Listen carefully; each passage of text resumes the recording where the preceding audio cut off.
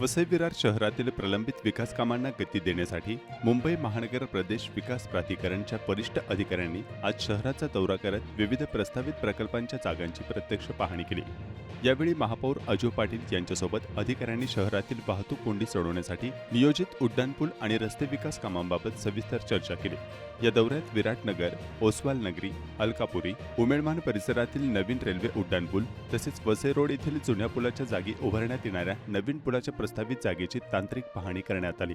शहरातील वाढत्या वाहतूक समस्येवर दीर्घकालीन उपाय म्हणून या प्रकल्पांकडे पाहिले जात असून आजच्या पाहणीमुळे कामांच्या निविदा प्रक्रियेला आणि प्रत्यक्ष अंमलबजावणीला वेग मिळण्याची शक्यता आहे। या दौऱ्यामुळे वसई विरारमधील पायाभूत सुविधांच्या विकासाला चालना मिळून नागरिकांचा प्रवास अधिक सुरक्षित, जलद आणि सुकर होण्याची अपेक्षा व्यक्त केली जात आहे। महत्त्वाचं म्हणजे की रेल्वेवरील जे ब्रिज आहेत, लोकनेते हितेंद्र ठाकूर यांचा पाठपुरावा अनेक वर्ष चालू होता, परंतु रेल्वे चौपदरीकरण आहे किंवा सहापदरीकरण आहे, नवीन काही प्लॅटफॉर्म झालेले आहेत, त्याच्यामुळे ते अडलेलं होतं। परंतु त्याला आता चालना देण्याचं काम आम्ही केलेलं आहे आणि त्याप्रमाणे आता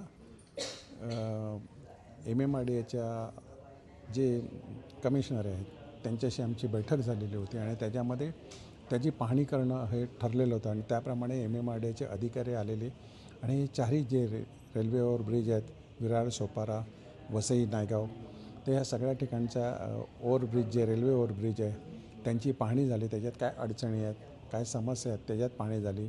ज्या ज्या ठिकाणी शेतकऱ्यांचा संबंध होता त्यांच्याशी आम्ही वैयक्तिक लेवलला त्यांच्याशी डिस्कस केलेलं आहे आणि लवकरात लवकर हे कसे चालू होतील त्यासंबंधी आज दिवसभर आम्ही त्यांच्याबरोबर पाहणी केलेली आहे।